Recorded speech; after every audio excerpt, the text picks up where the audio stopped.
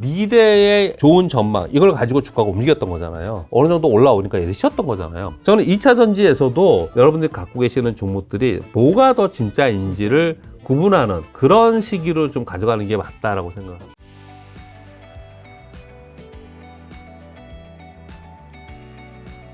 자, 올해 상반기 굉장히 뜨겁고 2차 전지 조정도 지금은 좀 만만치 않은데 앞으로 좀 어떻게 보시나요? 이제 2차 전지는 좀 약간 한풀 꺾인 걸까요? 저는 2차 전지는 연초에 올라갈 때 2차 전지 핵심 기업에서 뭐 저는 미리 팔아가지고 그렇게까지 막 크게 수익내고 그렇게 하지는 못했는데 그냥 2차 전지에 대한 저의 뷰는 항상 똑같이 얘기하고 있습니다. 어떻게 얘기하냐면 저는 2차 전지들은 향후에 주가가 계단식으로 올라갈 거라고 생각이 들어요. 계단식으로. 왜 그런 생각을 하는 거냐면요. 이런 거예요. 2차 전지도 맨 처음에 셀이 올랐잖아요. 막 근데 지금 셀은 어떻게 됐어요? 가격들? 많이 빠져 있잖아요. LG에너솔루션의 주봉을 보면은 최고 치고 그냥 계속 이거 얼마나 답답했겠습니까? 여러분 이거 갖고 있다고 생각해 보세요. 여기서 사가지고 갖고 있는 사람도 그냥 1년 내내 뭐 삼성전자 때문에 기분 나빴듯이 이것도 계속 기분 나쁜 거고요. 이것만 그런 게 아니고 삼성 SDI도 뭐 이거 뭐 정고 좀 돌파하지 않겠냐 뭐 에너지 자료들 나오지만 계속 이러고 있는 거잖아요. 이게 주봉이에요. 일봉으로 보면 무지 답답합니다. 이러고 있는 거잖아요. 그러니까 셀이 먼저 움직였는데 얘들 지금 내려왔잖아요. 그 다음에 소재가 다 오른 거잖아요. 소재가. 그렇죠. 소재는 뭐 여러분 제가 보여드릴 필요도 없이 소재는 뭐 더 잘 아시고 저보다. 우리나라는 이제 반도체 뜰 때는 반도체 다 박사들이고 바이오 뜰 때는 다 바이오 박사들이고 그래요. 2차 전지 떴기 때문에 저보다 여러분들 더 많이 아세요. 아무튼 2차 전지가 많이 올랐다가 떨어졌잖아요. 장비는 쫓아가다가 못 갔어요. 왜 그러냐? 셀 업체들은 공장을 어디 짓는데, 어디다 짓는데, 헝가리에 짓는데, 미국에 짓는데, 그러잖아요. 공장을 져서 2025년도에, 2026년도에 뭘 하겠대, 이렇잖아요. 짓는다라고 얘기를 하면서 그리고 일부 납품도 있지만, 뭐, LG에너솔 같은 테슬라의 납품이 있지만, 짓는다라는 미래의 좋은 전망, 이걸 가지고 주가가 움직였던 거잖아요. 그래 놓고 어느 정도 올라오니까 얘들이 쉬었던 거잖아요. 소재도 똑같은 거잖아요. 소재도 향후에 2026년, 2027년도에 공장이 완공이 되고 막 가동이 되면은 얘가 소재가 이만큼 필요해 이랬던 거잖아요. 그래서 그걸 반영하면서 올랐다가 여기서 조정을 보이는 거잖아요. 앞으로 이렇게 될 거야라는 부분에 대해서는 얘네들이 주가를 반영을 먼저 해요. 그 다음은 뭔데? 이런 순간이 오거든요. 그럼 이제 주가는 조정을 보여요. 그랬다가 또 다시 전기차 침투율 높아지고 소재 더 많이 필요하대 막 이렇게 또 얘기를 하면서 이제 실제로 이익이 늘어나는 걸 보면서 또 다시 움직여요. 이렇게 계단식으로 움직이거든요. 저는 2차 전지는 어차피 전기차, 자율주행 전기차 앞에 자율주행 붙여서 자율주행 전기차는 대세잖아요. 그리고 이익이 늘어나는 쪽이지 않습니까? 그래서 저는 계단식으로 올라간다고 생각해요. 그래서 우리는 뭘 주의해야 되느냐? 계단식으로 올라갔을 때 잡고 있으면은 계단이 옆으로 행보만 하면 모르겠는데 밑으로 이렇게 좀 기울잖아요. 밑으로. 굉장히 오랫동안 고생할 수 있어요. 성장은 분명히 맞지만 얘네들은 어디쯤에서 내가 사야 되는 데가 되게 중요하다고 생각을 해요. 아까 제가 보여드렸듯이 코스닥이 더 오를 거라고 생각하는 이유는 얘네들이 여기서 더 빠질 거라고 생각이 안 드는 거예요. 예를 들어서 포스코홀딩스 같은 경우도 이거 일봉이잖아요. 보통의 주식들은 최초에 이렇게 올라갔다 최초에 가기까지 빠진 게 되게 많아요. 근데 얘는 지금 한 중간쯤까지잖아요. 에코프라하고 포스코홀딩스는 대장이라서 여기 지금 있는 거거든요. 이게 안 빠지잖아요. 그러니까 얘는 이게 어저께 이게 오르면서 우리 코스피 지수를 끌어올렸거든요. 얘는 코스닥이 아니고 코스피에 있기 때문에 그렇잖아요. 근데 이런 게 더 이상 빠지지 않고 터닝하고 그런데 이런 얘기를 하는 거예요. 제 얘기는 무슨 얘기냐면 이렇게 막 급등했다가 빠져요. 그리고 있다가 다시 또 갔다가 빠졌다 이런 식으로 움직일 거라는 거거든요. 그러니까 이렇게 급등할 때 사면 이 고생을 해야 돼요. 둘 중에 하나를 해야 됩니다. 얘는 성장 섹터의 성장 산업이고 이익 성장이 있을 거니까 이런 주식을 떨어질 때 사야겠다. 그러면 떨어져 줍줍해야겠다고 여기서도 사고 여기서도 막 그러잖아요. 그러니까 너무 서두르지 말고 그렇게 사는 방법을 취하시든지 아니면 누구 말대로라는 게 좀 그런데 뭐 많은 사람들이 이렇게 얘기했듯이 그냥 성장이니까 들고 가요 그냥. 고생을 하지 마. 들가면은 성장을 계단식으로 저는 표현을 이렇게 드리는 거예요. 이렇게 올랐다가 내렸다가 올랐다가 내렸다. 성장 섹터들은 대부분 다 이랬어요. 테슬라도 이렇게 저는 이걸 S커브 이론이라고 합니다. 이렇게 움직일 개연성이 있기 때문에 이렇게 움직임이 나타날 거라고 가정하고 얘를 관리하고 일부 팔고 다시 사든지 아니면 쭉 들고 가든지 그런 개념으로 해야 되지 않을까라고 생각하고 한 가지 더 말씀드리고 싶은 거는 이거 너무 예민했잖아요. 사실은 2차 전지 섹터는. 그래서 예민하게 우리 치열하게 뭐 싸우고 막 다툼도 있고 그랬는데 지금 다른 거 얘기해 볼게요. 볼게요. 로봇은 뭐 레인보로 해야겠죠. 레인보로 얘도요. 얘도 가만히 보시면 이게 계단으로 이런 걸 계단으로 간다고 제 표현을 드리는 거예요. 있나요? 돌파했습니다. 역사 신고가 얘기예요. 다시. 예, 예. 떴다가 갔다가 그리고 이게 전체 떴으면은 그다음 꽤 오랜 동안 이렇게 있어요. 그러다 다시 가고 그렇거든요. 그러니까 성장 중으로 이런 식의 이런 움직임을 나타내요. 그런데 최초의 상승을 할 때는 로봇 관련주라고 하면서 어중이 떠중이가 다 같이 갑니다. 2차 전지도 어중이 떠중이 다 같이 가요.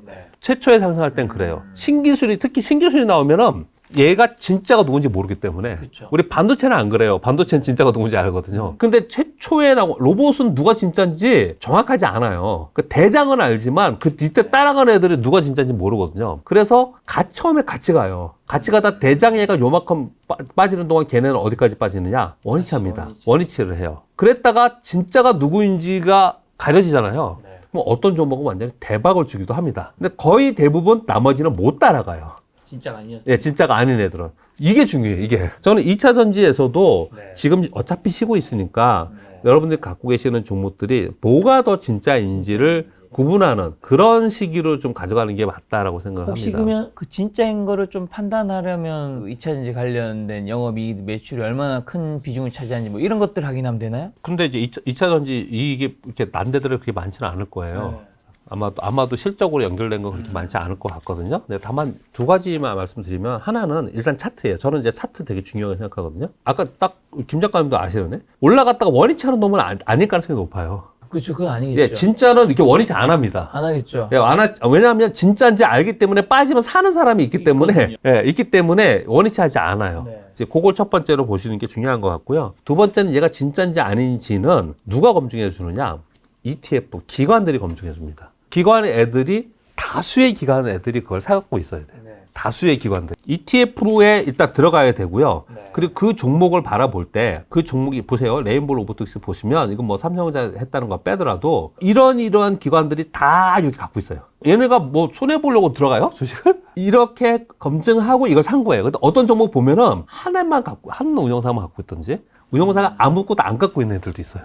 얘네들이 가지고 있다는 거는 얘네들이 탐방 다 가보고 검증하고 들어가는 겁니다. 그러니까 얘네들이 일단 기본적으로 가지고 있어요. 근데 얘들도 실패할 수가 있잖아요. 그렇죠. 얘들도 잘못 알고 얘들 다 깨질 수도 있어요. 그런데 아무튼 우리가 쉽게 생각하기엔 그거고, 근데 본인이 공부를 해서 이런 게 차트나 이런 거 말고 남만 얘기한 거 말고 내가 직접적으로 공부를 해가지고 얘가 진짜라는 것들을 알 수 있으면 되게 좋겠죠. 근데 그건 핵심 기술이 있느냐는 거잖아요. 핵심 기술 항상 남들도 갖고 있는 기술을 같이 하는 거냐, 그렇죠. 아니면 나만 가지고 있는 그걸 우리 경제적 해자라고 하잖아요. 핵심 기술이 있느냐 없느냐. 그렇게 해서 세 가지 정도의 크로스 체킹을 하면 되지 않을까 생각합니다. 자, 이제 벌써 9월이니까 10월 되면 또 기업들 이제 3분기 실적도 나오잖아요. 맞습니다. 올해 3분기 실적은 이제는 좀 나아질까요? 우리나라는 좀 외람된 말씀이지만 우리나라는 3월 동시만기보다 9월 동시만기를 되게 중요해요. 일단 3월, 6월, 9월, 12월 동시만기는 중요합니다. 1년에 4번뿐이 없는 선물옵션 동시만기일이에요. 왜 동시만기일이 중요하냐? 외국인들은 우리나라의 네이키드 한 방향으로 포지션을 가지고 있지 않아요. 외국인들이 자금이라는 거는 이 말씀 잠깐 하고 넘어갈까요? 우리나라에 외국인들이 들어와서 주식을 사고 팔고 하잖아요. 그러면 우리나라 기업이 전부 너무 이뻐서 우리나라가 정말 너무 대한민국 주식시장이 너무 좋을 것 같아서 그렇게 저는 보지 않고요. 그냥 MSCI나 FTSE나 아니면 저 멀리 있는 연기금의 롱텀 펀드나 이런 펀드들이 주요 인덱스에서 전체 봤을 때 MSCI에 이머징이 있고 이머징의 포지션이 우리나라 이머징 포지션이 요만큼 있고 요만큼 중에 제가 조금 요즘에 바뀌어갖고 제가 정확한 수치는 모르겠지만 그 중에서 뭐 한 10%도 안 되는 이머징 전체에서 이머징 굉장히 작습니다. 그 중에서도 또 작은 뭐 한 8% 정도가 한국이에요. 걔네들이 전체로 놓고 봤을 때 100에서 이머징이 10이에요. 10 안에서 8이야. 그럼 뭐예요? 도대체 얼마큼 되는 거예요? 100에서 10이 있고 10 안에서 8%뿐이 안 돼. 전체로 따지면 0.08%도 되나요? 그냥 단순하게 생각하면 자금 비중 표현을 하는 거예요. 전체 사이즈에서 좀 줄이자. 우리 주식 중 줄이자. 그러면 그냥 줄어드는 거고 왕창 줄어드는 거고 좀 늘리자. 그럼 늘려지는 게 우리나라 시장에 들어오는 패시브 자금입니다. 이걸 현실적으로 우리는 그냥 인정하자고요. 전체적으로 패시브 자금이 우리나라에 들어오느냐 마느냐에 따라서 우리 시장이 움직이는 거니까 시황이라는 게. 근데 그 패시브 자금도 네이키드로 그냥 들어오지 않는다라는 거예요. 그 자금이 들어오면 반대로 리스크 관리를 합니다. 리스크 관리를 뭘로 하느냐? 선물 옵션으로 하겠죠. 선물 옵션으로 이만큼 포지션을 구축했으면 이만큼은 반대 포지션을 가져가면서 얘를 합성 포지션으로 구축하거든요. 이 합성 포지션으로 향후에 우리 시장을 위쪽으로 바라보느냐 아래쪽으로 바라보느냐를 가져가는 거죠, 얘네들이요. 이 위험 관리 어느 쪽으로 더 많이 가져가거든요. 그러다 보니까 외국인들의 입장에서 전체 포지션에서 한국은 이 포지션을 계속 가지는 가는데 위험할 것 같아. 포지션 늘리지 마. 그러면 선물 옵션 포지션에서는 아래쪽 포지션을 더 많이 가져간단 말이에요. 위험 관리를 한다는 얘기예요. 한편으로 해칭하는 거죠. 그렇게 가져가면 시장에서는 전체로 이렇게 계속 막히는 거죠. 올라가지 못하고. 이걸 풀어내느냐 아니면 위쪽으로 바라보느냐가 우리 시장은 굉장히 중요합니다. 굉장히 중요해요. 그래서 선물 옵션 동시 만기 때, 요번 만기 때는 12월의 포지션을 위로 가져갈 거냐, 아래로 가져갈 거냐. 지금 현재 아래로 보고 있는데 계속해서 아래로 볼 거냐, 아니면 위험 관리를 내가 전체에서 위험 관리 강도를 50% 했는데 요번에 좀 줄여서 30%로 좀 바꿀 거냐. 이거에 따라서 시장은 굉장히 많이 바뀝니다. 그래서 동시 만기가 굉장히 중요해요. 그리고 외국인들의 포지션이 이제 설명을 드린다고 하는 패시브 자금을 말씀드렸고요. 또 하나는 외국인 자금 혹시 여러분들께 설명을 드리기 위해서 외국인들이 우리나라에 들어와서 어떤 기업을 좋게 생각해서 사는 기업들 있잖아요. 굉장히 제한적입니다. 그렇게 많지 않아요. 그래서 그런 기업들이 유럽이나 미국에서 우리나라에 기업 탐방을 오잖아요. 그들이 오는 경우도 있습니다. 근데 사실은 거의 대부분 홍콩이나 싱가포르에 있는 매니저를 통해서 많이 하는데 오는 경우도 있거든요. 근데 제가 예전에 봤더니 한 번 오면 한 열흘 정도 있다 가요. 그러면 몇 개의 기업을 갈 수 있을 것 같아요? 몇 개 못 합니다. 그렇겠죠. 예. 진짜 10개 이내에요. 한 대여섯 개 합니다. 대여섯 개를 가서 자기들끼리 가서 또 본국에 가서 회의를 하겠죠. 그렇게 어렵게 선택을 한 거예요. 그러면 걔들은 어떻게 하냐면 지분 5%에서 6% 이렇게 지분 5% 이상 사요. 그래서 종목들을 잘 보시면 외국인들 롱텀 펀드, 연기금 펀드나 이런 펀드들이 지분 5% 이상으로 갖고 있는 기업들은 그런 거는 롱텀 자금이 그 기업을 검증하고 들어와 있는 거예요. 그런 기업들이 보면은 꽤 있긴 있어요. 그런 게 더 중요한 겁니다. 그렇지 않고 개별 종목인데 시가총액 2,000원, 3,000원 이거 뭐 5,000원 이내에 있는 종목인데 외국들이 막 사고 팔고 하는 거잖아요. 그거는 다 알고리즘 매매라고 보시면 돼요.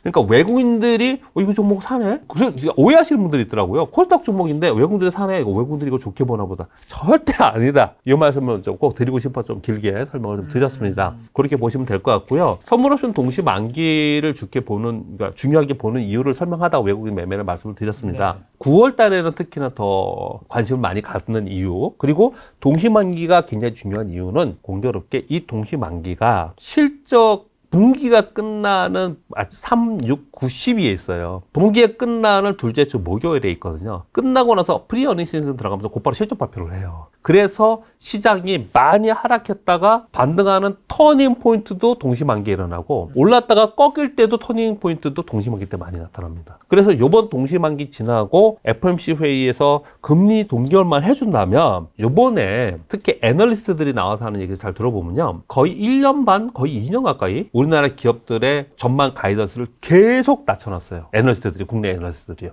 이번 5월서부터 터닝하기 시작을 해서 아마 경기 선행지수 때문에 그랬을 것 같은데 터닝하기 시작을 해서 올 3분기는 2분기에 비해서 터닝해서 2분기보다 QOQ로 좋다라는 보고서들이 많아졌습니다. 그리고 반도체 아까 얘기하는 거 연결해서 얘기하면 하나만 더 얘기를 하면 반도체가 1분기, 2분기 연속적으로 적자난 기업들 굉장히 많습니다. 그 부품 장비도 굉장히 많거든요. 걔네들이 터닝을 하면 언제 터닝할 거냐? 이번 3분기에 터닝할 가능성이 높아요. 대표적으로 어디가 있죠? 삼성전자예요, 삼성전자.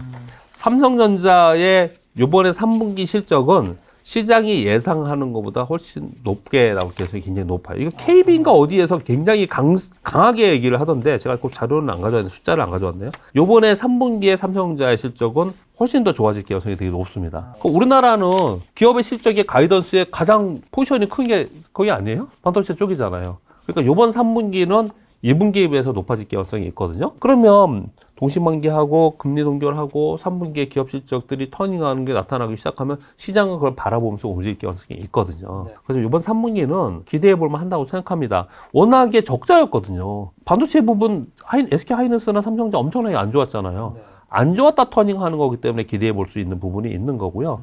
또 한 군데가 있습니다. 소비주도 있죠. 대중국 소비주들. 요번에 그 단체 여행 허가하고 나서 반짝 떴었잖아요. 그랬다가 어떤 종목은 밀리고 어떤 종목은 지금 더 오르고 그럽니다. 얘네들은 아직까지 한 번 더 오를 기회가 남아있습니다. 왜요? 국경절 남아있잖아요. 얘 2주시잖아요. 9월. 우린 추석 6일시죠, 6일. 우리. 근데 얘네들 2주시잖아요. 그때 아마 또 한번 모멘텀이 될 것 같아요. 근데 이미 얘들은 지금 뭐 카지노든 뭐 아니면 면세점이든 지금 주가가 개별 종목에 대해서 그냥 설명하기 위해서 말씀을 드리면 그 제주도에 있는 그거 뭐죠? 롯데 관광개발 그 호텔 이름 뭐죠? 이 보시면 얘는 딱 단체 관광 얘기한 날 갭상승해서 그날 상한가 갔네?